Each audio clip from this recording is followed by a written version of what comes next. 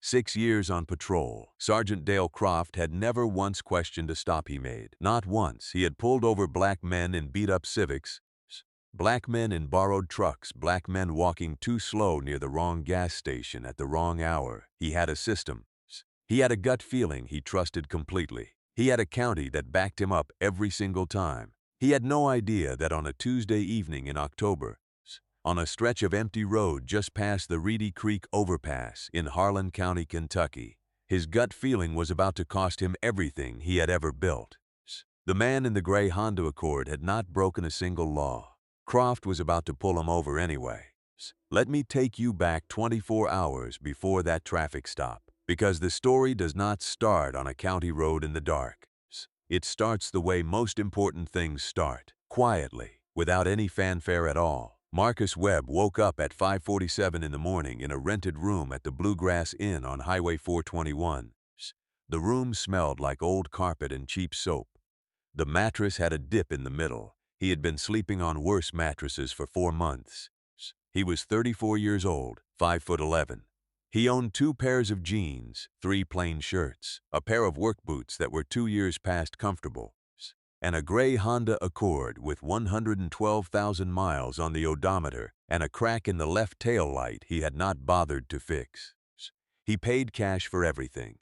He shopped at the Dollar General 2 miles down the road. He ate breakfast at Patty's Diner on Tuesdays and Thursdays because the coffee was strong, and the counterwoman, a stout woman named Gloria, never asked him too many questions. To anyone watching, Marcus Webb was just another working man renting by the week, keeping to himself, passing through. That was the point.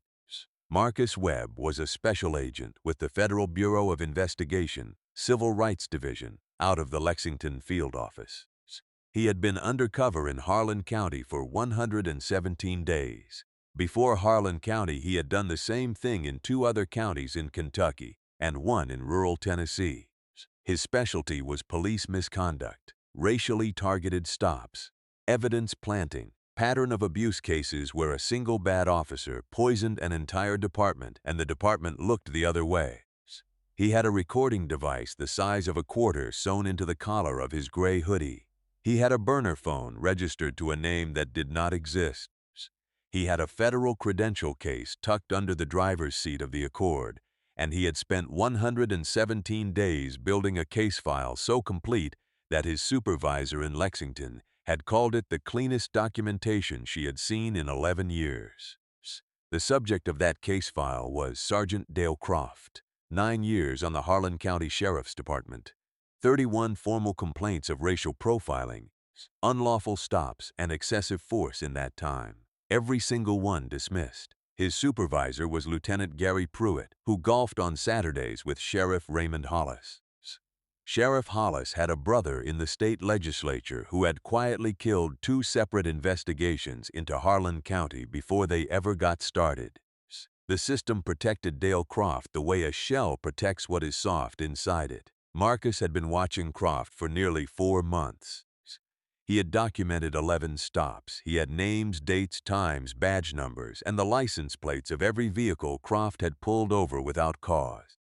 He had recorded conversations. He had collected statements from 3 residents who were willing to speak on the record, quietly, carefully, only after Marcus had spent weeks building enough trust for them to believe that this time someone was actually going to do something about it. He was 2 weeks away from pulling out. 2 weeks from handing the file to the U.S. Attorney's Office in Lexington and letting the system do what it was supposed to do. He almost made it. October 14th. The sun had been down for 40 minutes when Marcus drove back from a meeting at a gas station off Route 11. The man he had met was named Earl Dawson, 56 years old, a farmer, 3rd generation Harlan County. Earl had been stopped 7 times in 4 years by Dale Croft on the same stretch of County Road 9.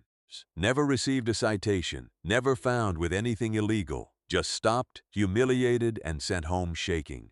Earl Dawson had finally agreed to put his name on a sworn statement. Marcus drove the back route home out of habit. He kept the Accord at exactly the speed limit, radio off, both hands on the wheel. He had been driving like this every night for 4 months, careful and deliberate in the way that only a black man who has grown up knowing what a wrong move costs him can be careful and deliberate. He crossed the Reedy Creek overpass at 9:17 in the evening. He saw the headlights behind him before he heard anything. They followed him for exactly 1.4 miles before the blue and red strobes came on. Marcus checked his speedometer. 41 miles per hour in a 45 zone. He looked at his registration sticker on the windshield. Current. He thought about the crack in the tail light. It was not an illegal modification. It was cosmetic damage, not a basis for a stop. He signaled and pulled over. He already knew who was behind him. He set both hands on the top of the steering wheel where they were clearly visible, and he waited. Dale Croft took his time getting out of the cruiser. He always did. He let the driver sit in the lights for a minute. 2 minutes, long enough for the nerves to start working on them. Long enough for them to remember they were alone on a road with no witnesses. He was 38 years old, stocky through the chest, with a flat face and pale eyes that had the particular flatness of a man who has never once been surprised by his own reflection. 9 years of patrol had given him a way of walking that he himself might have called confident, and that most people who encountered it called something else entirely. He approached the driver's side window with one hand resting on his belt. "Good evening, officer." Marcus kept his voice even and quiet. He narrated before Croft could speak. "My hands are on the wheel. My license is in my left front pocket. I am going to reach for it slowly. Is that acceptable?" Croft shined his flashlight directly into Marcus's face. He held it there 2 seconds longer than necessary. "What's in the back seat?" "Nothing, sir. A jacket and a water bottle." Croft moved the flashlight slowly across the interior without looking at Marcus. The jacket, the water bottle. The library book Marcus kept on the passenger seat as part of his cover. The cracked tail light was behind them. The registration was current. There was no odor. There was no erratic driving. Croft asked for the license anyway. Marcus handed it over. The name on the license read Marcus D. Webb. The address was a real apartment in Richmond, Kentucky, rented under his cover identity. Everything on that card was correct and verifiable by any officer in the state. Croft took it, held it under his flashlight, and looked at it for 15 seconds without walking back to his cruiser. That was a tell. A real stop. You run the plates. You run the name. You do it from the car. You do not stand at the window reading a license like it is a menu. "You been drinking tonight?" "No, sir." "Where are you coming from?" "Visiting a friend." "What friend? What street?" Marcus answered both questions. He did not raise his voice. He did not ask why he was being stopped. He had learned years ago that asking why could be interpreted as agitation, and agitation gave officers a reason to escalate. He kept his voice the same even neutral tone he had used in every FBI interview he had ever conducted. Flat and patient and clear. Croft handed the license back. He turned the flashlight off and stood at the window for 3 full seconds without speaking. Then he said, "Step out of the vehicle." There was no basis for that instruction. Marcus knew it. Dale Croft knew it. Both of them understood what was happening on that road. Marcus stepped out slowly. He narrated each movement. He kept his hands visible. He stood beside the open door of the Accord and waited. "Turn around." Hands on the roof. Marcus placed both hands flat on the roof of the car. The metal was cold. The night air was 43 degrees and smelled like dried leaves and diesel from the overpass above them. Croft began a pat down. It was rough in the way that is designed not to leave marks, just pressure and the constant physical reminder of who held the authority here. He worked his way down Marcus's sides, checked the jacket pockets, found the burner phone, held it up. "What's the passcode?" Marcus said nothing. "I asked you a question. I am not required to provide the passcode to my phone, sir." Croft's jaw tightened. He set the phone on the roof of the Accord and moved on. He found nothing, because there was nothing to find. He walked to the passenger side door, opened it without asking, and began going through the car, the jacket, the water bottle. He opened the glove box. Inside was the registration, the insurance card, and a pen. He looked under the passenger seat. He stood up. He went back to his cruiser. Marcus stood with his hands on the roof of the car and stared at the reflection of the blue strobes in the windshield. He counted in his head. Not seconds. Violations. He was at 6 and climbing. Here is what happened next, and this is the part that nobody who was standing on that road could have predicted. A pair of headlights came over the Reedy Creek overpass and slowed. The truck was a Ford F-150, older model, faded green paint. It pulled to the gravel shoulder on the opposite side of the road. The driver's door opened. Earl Dawson stepped out. He had driven past the Reedy Creek overpass the same way he had driven past it every night for 30 years. He had seen the cruiser's lights before he reached the overpass and slowed out of habit. Then he had seen the gray Accord. Then he had seen the man standing against it with his hands on the roof. Earl Dawson was 56 years old. He had been stopped on that same road 7 times by the same man. He was not a person inclined toward confrontation. He was a quiet man with a farmer's hands and a farmer's economy of movement. A man who finished what he started and did not say a single word that he did not mean. He stepped out of his truck and walked slowly toward the scene. "Hey, Dale, everything okay here?" Croft came out of his cruiser fast. "Get back in your vehicle, Earl." Earl stopped 10 feet from Marcus. He looked at Marcus, then back at Croft. "He do something wrong? Get back in your truck right now, or I will cite you for obstruction." Earl did not move. He was looking at Marcus. His face was calm with the specific calm of a man who had been afraid a long time and had finally gotten tired of it. "You all right, son?" Marcus looked at Earl. 2 seconds. He nodded once. Earl turned back to Croft. "Dale, this man's got his hands on the roof of his own car." "What'd he do?" Croft took 3 steps toward Earl, close enough to lower his voice to something that was meant to carry threat more than volume. "I told you once. Get back in that truck or I will write you a citation that will cost you $417 and a court appearance. You understand me?" Earl held Croft's stare for a long, full moment. He was not a man who backed down from things anymore. Not after 7 times on this same road. Not after $400 in legal fees and 2 missed workdays fighting a citation that had ultimately been dismissed. "Not anymore." "Write it," Earl said. Croft stared at him. "Write it." Marcus heard something in Earl Dawson's voice that he recognized. It was the sound a person makes when they have finally stopped being afraid of the cost and started being more afraid of continuing to say nothing.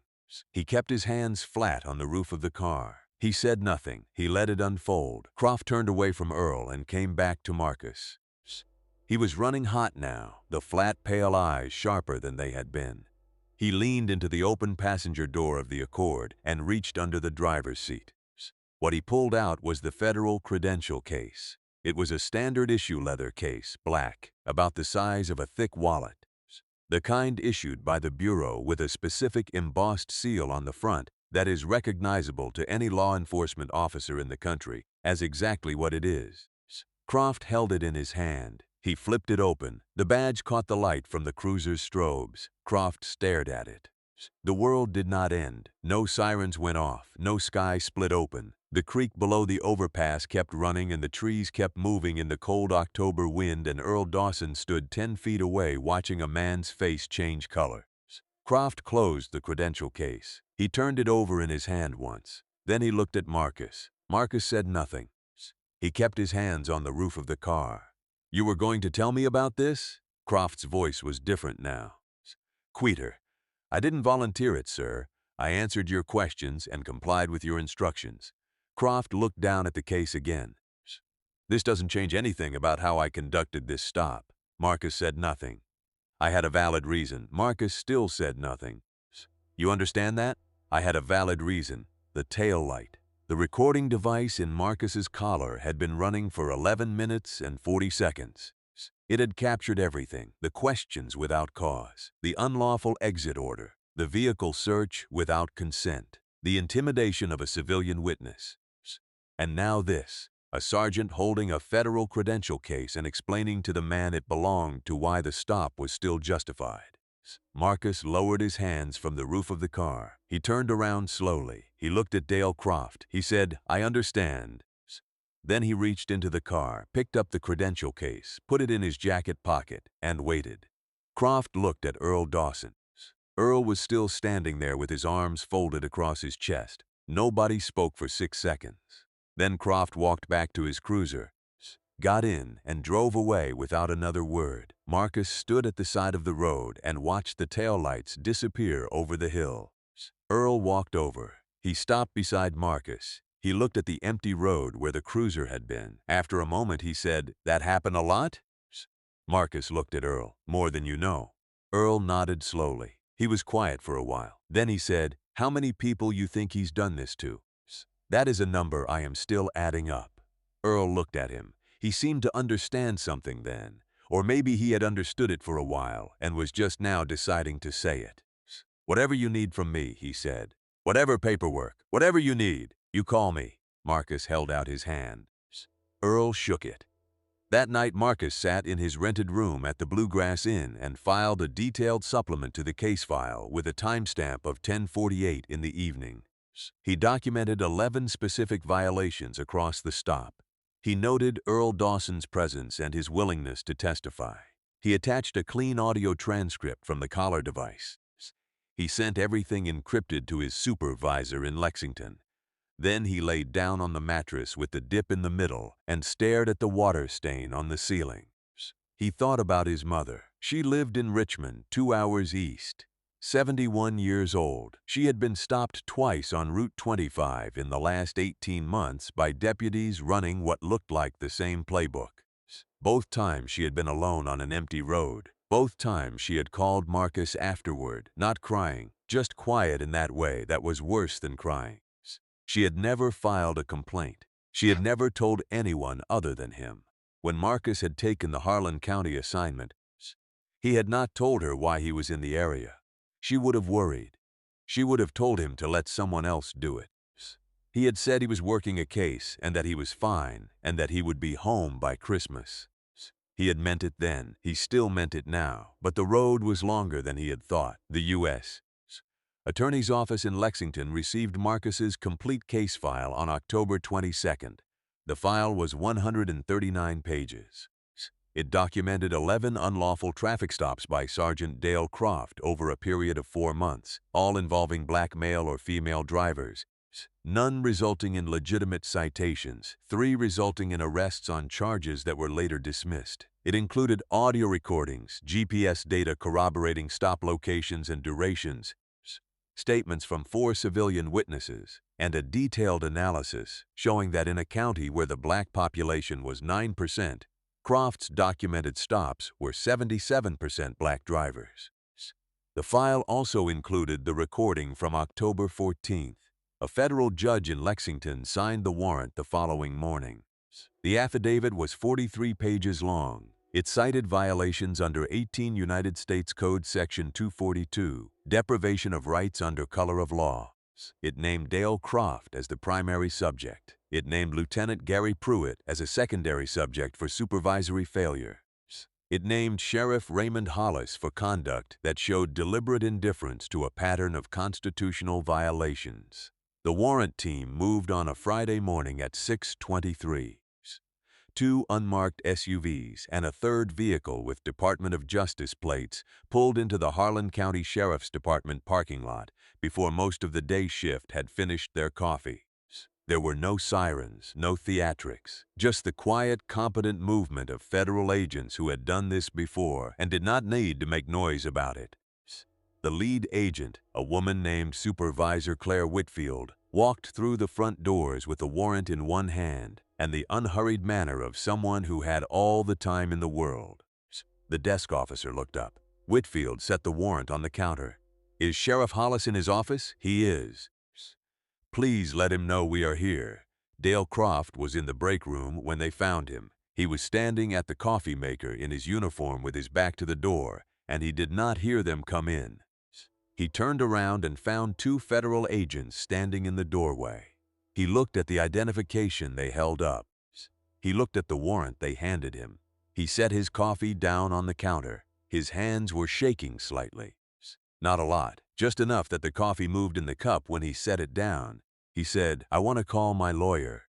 "That is your right," the lead agent said. "We can discuss that in a moment. For now, please come with us." Croft did not move for 2 seconds. He looked around the break room, the folding chairs, the bulletin board with the shift schedule pinned to it. The vending machine in the corner that had been broken for 6 months. The smell of bad coffee and floor cleaner that had been the smell of this room for 9 years. He looked at the 2 federal agents standing in the doorway with the warrant. He went with them. The processing at the federal building in Lexington took most of the day. Croft sat in an interview room for 3 hours before his attorney arrived. His attorney was a local man named Phil Garrett who had handled traffic cases and minor civil suits and had never once faced a federal indictment. He looked at the case file and said almost nothing for a long time. 31 complaints, Croft said. 31. Not one of them ever went anywhere. This one did, Garrett said. There was a reason for every single stop. I had cause. Garrett set the file down. Dale, they have audio of 11 stops. They have a recording of you holding a federal badge and explaining why the stop was still valid. He was in an unmarked vehicle. I didn't know. It doesn't matter that you didn't know. The recording shows what you did before you knew. That's the case. Croft leaned back in his chair. He looked at the ceiling. He was quiet for a while. They have statements from 4 witnesses? 4, Garrett said. Including one who was present on October 14th, Earl, Croft said. Garrett looked at him. Earl Dawson. He was stopped 7 times. I never cited him. Not once. Dale. I knew his name when I saw him on that road. I knew his name because I had his plate memorized by the 3rd time. Croft's voice was not angry. It was something quieter than angry. He stopped and looked at the table. Garrett waited. I had a system, Croft said, after a moment. I had a county that backed me up, and I had a system, and I thought that was the same thing as being right. He did not say anything else for a while. The indictment was filed on November 6th. Dale Croft was charged with 6 counts of deprivation of rights under color of law, under 18 United States Code Section 242, 2 counts of obstruction of a federal investigation, and 1 count of official oppression under Kentucky state law. Lieutenant Gary Pruitt was charged with 2 counts of supervisory failure amounting to deliberate indifference to a pattern of constitutional violations. Sheriff Raymond Hollis was served with a civil rights complaint by the Department of Justice and placed under mandatory federal review. Croft's attorney negotiated a plea agreement over the course of 3 weeks. On December 3rd, Dale Croft stood before a federal judge in Lexington and entered a guilty plea to 3 of the 6 deprivation counts and 1 obstruction count. He was sentenced to 37 months in federal prison, permanent revocation of his law enforcement certification in the state of Kentucky, 5 years of supervised release, mandatory completion of a civil rights compliance program, and a formal letter of apology to each of the 11 documented victims of his unlawful stops, reviewed and approved by the court. Before the judge imposed the sentence, he asked Croft if he wished to make a statement. Dale Croft stood at the defendant's table in a gray suit he had bought 2 years ago for a cousin's wedding. His badge was not on his belt. His service weapon had been surrendered in October. He looked like a man who did not quite recognize the room he was standing in, as though the walls had moved and nothing was where it used to be. He said, "I want to say something to the people I stopped." He paused. The courtroom was quiet. I told myself I had a system. I told myself I could read a situation. I told myself that the stops I made kept people safe. I believed that. He looked down at his hands. I believed it because nobody ever made me stop believing it. Not my supervisor, not my sheriff, not the department. Every complaint got dismissed, and I kept going because I thought that meant I was right. I thought that was the same thing as being right. His voice was steady, but the steadiness was the kind that takes effort. Earl Dawson got stopped 7 times on the same road. Not once, 7 times. He never did anything. He never broke a single law. He just drove home from his farm in the dark, and I made him afraid to drive on his own road. He looked up. I did not understand what I was doing to people. I understand it now. He sat down. The judge looked at him for a moment. The gavel came down. Marcus Webb was not in the courtroom that day.